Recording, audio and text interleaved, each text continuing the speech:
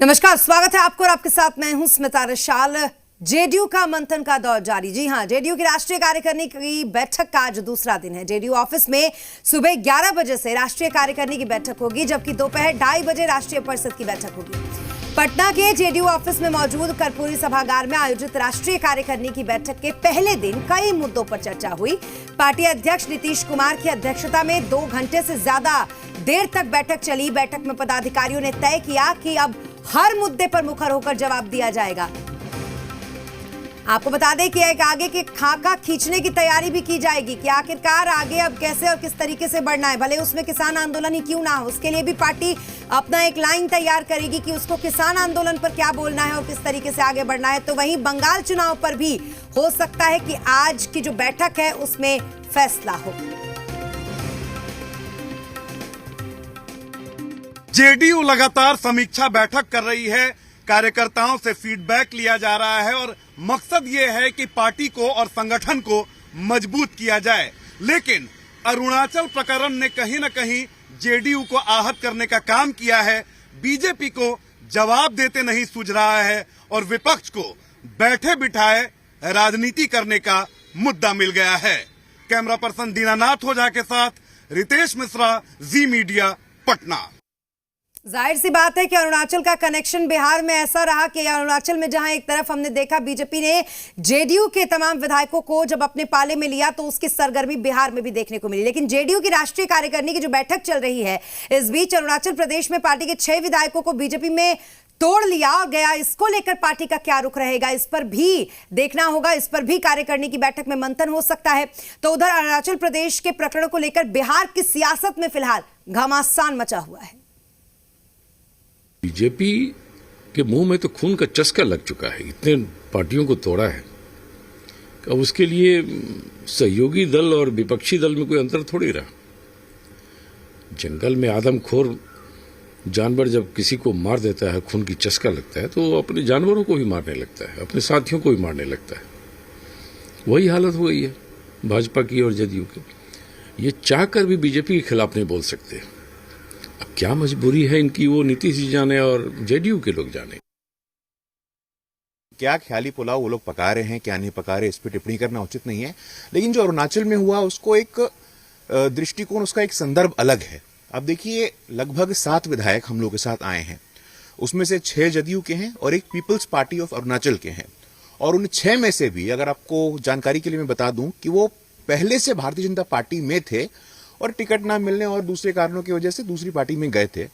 तो हमारे पार्टी के वरिष्ठ नेता है वहां के तापिरगांव जी, उन्होंने बयान दिया है कि भाई घर वापसी है और लोकतंत्र में, संविधान में ये सबको अधिकार है, आप रोक नहीं सकते। उन्होंने कुछ असंवैधानिक नहीं किया है। अरुणाचल में जो हुआ उसमें हमारे कुछ विधायकों को भाजपा में शामिल हुआ, लेकिन उसका नोटिस विधायकों ने महीनों पहले दे रखा था। और अगर ये नहीं होता तो अच्छा होता। अब भाजपा की या उन विधायकों की क्या राजनीतिक मजबूरियां थी कि उन्होंने पाला बदला, ये तो वही बता सकते हैं। लेकिन ऐसा नहीं होता तो अच्छा होता। लेकिन हमारा भाजपा के साथ अरुणाचल प्रदेश में कोई प्री पोल अलायंस नहीं था, हम सरकार में शामिल नहीं थे। इसलिए अगर ऐसी बातें हो भी गई तो हमें लगता है कि बिहार के राजनीति पर कोई असर नहीं पड़ेगा और हमारे भाजपा के संबंध पर ऐसा कोई असर नहीं पड़ेगा। ये बातें कही तो जा रही हैं कि बिहार की राजनीति पर इसका कोई असर नहीं पड़ेगा, लेकिन मंथन की जो सरगर्मी है वो कुछ और ही बताती है। यहां पर पार्टी लाइन तय करने की अब कोशिश की जा रही है कि अब आगे कैसे बढ़ना है। क्या विश्वास जो टूटा है उस विश्वास को हम बिहार में बरकरार देखेंगे या फिर अरुणाचल से टूटा हुआ विश्वास का असर अब यहां यानी कि बिहार में भी दिखेगा? क्योंकि बंगाल चुनाव को लेकर भी आज बड़ा फैसला हो सकता है। इसके अलावा कई और बड़े फैसले हो सकते हैं, जिसमें किसान मुद्दे की भी बात कही जा रही है कि उस पर भी पार्टी अपनी लाइन, अपनी राय रख सकती है। और हमारे साथ पॉलिटिकल एडिटर्स शैलेंद्र जी जुड़ गए हैं, तो उनके पास चलेंगे। शैलेंद्र जी, राजनीति के मजे हुए खिलाड़ी नीतीश कुमार, लेकिन इस बार दाव ऐसा उल्टा पड़ा है कि ऐसा लग रहा है कि बड़ा सोचना पड़ रहा है। मंथन से क्या कुछ निकलेगा और क्या हम आगे देखेंगे पार्टी की रणनीति? देखिए, पार्टी की रणनीति कल ही लगभग शाम को साफ हो गई थी जब पदाधिकारियों की बैठक हुई थी और उसमें फैसला लिया गया था। जिस तरह से कहा गया है कि जो गठबंधन धर्म है उसका एक तरह से उल्लंघन हुआ, उसका पालन नहीं किया है भाजपा ने, और अरुणाचल में उनके 6 विधायकों को तोड़ लिया गया है। तो ये एक स्पष्ट तौर पे है कि दोनों जो दल हैं, भले ही कह रहे हैं कि बिहार में हम लोग सब कुछ ठीक है, बिहार में कुछ गड़बड़ नहीं होने वाला, लेकिन अब एक गांठ तो पड़ ही गई है जिस तरह की बात वहां हुई है अरुणाचल प्रदेश में। और दूसरी बात यह है कि जिस तरह की बात आपने कही कि बिहार में कम सीटें मिलने की, क्योंकि साफ तौर पे है अंदर खाने में तमाम तरह की बातें होती रही स्मिता, लेकिन अभी जो प्रेजेंट सिचुएशन है, या कहें कि आज कोई बड़ा फैसला या कोई बड़ा संकेत, क्योंकि ये कहा जाता रहा है कि भाजपा जो है वो लोजपा पे कार्रवाई करे, मुख्यमंत्री तक कह चुके हैं कि इस मामले में फैसला भाजपा को लेना है कि लोजपा जिस तरह से एक तरह से कहा कि जेडीयू के लिए विलन के रूप में आई थी विधानसभा चुनाव में, और उसके बाद से जो लोजपा के अध्यक्ष हैं, राष्ट्रीय अध्यक्ष हैं, वो उनका कहीं एक तरह से कहें कि बिहार की राजनीति में अब कोई एक तरह उनका कोई वो नहीं दिखता है, कोई धमक नहीं दिख रही है, उसके बाद से ही वो लगातार यहाँ से गायब हैं।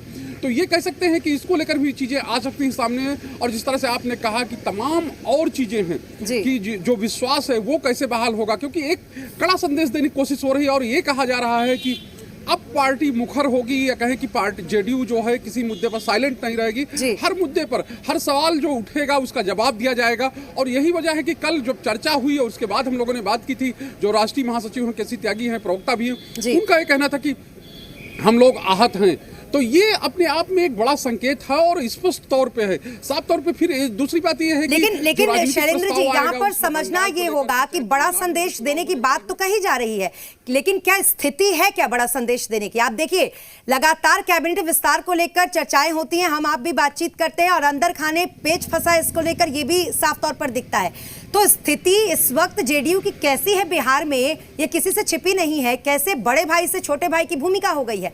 आपको लगता है कि बड़ा संदेश देने की स्थिति इस वक्त है उनकी? देखिए स्मिता, राजनीति में जो बातें होती हैं वो बहुत चीजें ऐसी होती हैं जो दिखती नहीं है, वो समय आने पे पता चलता है। और जदयू की यही रणनीति रही, पहले से भी हम लोगों ने देखा है, कई बार कई मौके ऐसे आए हैं जब ये कहें कि अगर थोड़ा सा पीछे जाए 2015 में जब सरकार बनी थी महागठबंधन की, और जब नोटबंदी हुई थी, तो साफ तौर पर जो मुख्यमंत्री नीतीश कुमार थे, भले ही महागठबंधन, लेकिन उन्होंने नोटबंदी का समर्थन किया था।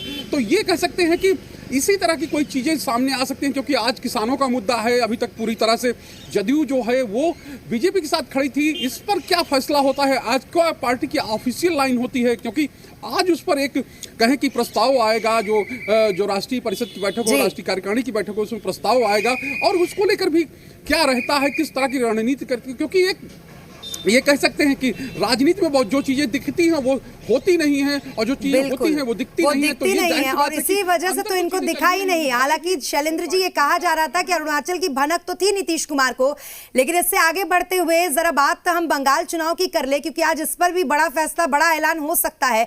तो मुश्किलें, लगता है कि अरुणाचल में जो मुश्किल इनके लिए पैदा हुई, ये मुश्किलें कहीं जेडीयू बंगाल में बीजेपी के लिए तो नहीं बढ़ा देगी, ये कहते हुए कि अलग राज्य की अलग राजनीति होती है?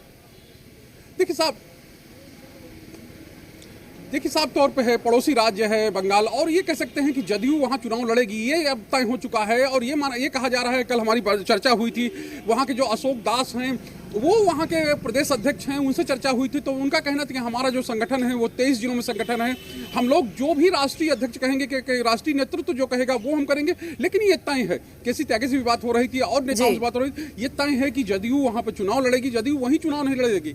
अन्य जो प्रदेश हैं, चाहे दक्षिण के राज्य हों, चाहे उत्तर के राज्य हों, और तमाम जो राज्य हैं जहाँ आने वाले समय में चुनाव है, वहाँ सब जगह जदयू अपनी उपस्थिति दर्ज कराएगी। और एक तरह से कहें कि पिछला जो राष्ट्रीय परिषद की बैठक हुई तो उसमें भी यही बात कही गई थी कि हम जो है अपनी पार्टी को नेशनल पार्टी बनाना चाहते हैं। हालांकि उस दिशा में पार्टी अभी तक बहुत आगे नहीं बढ़ पाई है, और जो एक स्थिति बनी थी अरुणाचल में वो लगभग खत्म हो गई। अब एक ही विधायक उनका बचा है। और इसमें विशेष बात यह है कि जिस तरह से पार्टी चाह रही थी कि हम एक राष्ट्रीय पार्टी फिर से बन जाए, क्योंकि जदयू पहले राष्ट्रीय पार्टी रह चुकी है, और उसके लिए एक सर्टेन जो मानदंड होते हैं कि कई राज्यों में वो जनाधार अच्छा होना चाहिए, और कई राज्यों में पार्टी का विस्तार होना चाहिए, वहाँ विधायक होना चाहिए, वहाँ के एमपी होने चाहिए। तो उस स्थिति में आगे बढ़ने की कोशिश हो रही थी, लेकिन अब जो है एक बड़ा झटका लगा है, और ये कह सकते हैं कि उससे कैसे उबर के और कैसे आगे बढ़ना है, ये एक बड़ी चुनौती पार्टी के सामने है। और आज वही चुनौती का जो असर है, या कहें कि उसको लेकर जो रणनीति है वो सामने आएगी। और शाम को जब प्रेस कॉन्फ्रेंस होगी राष्ट्रीय परिषद की बैठक के बाद,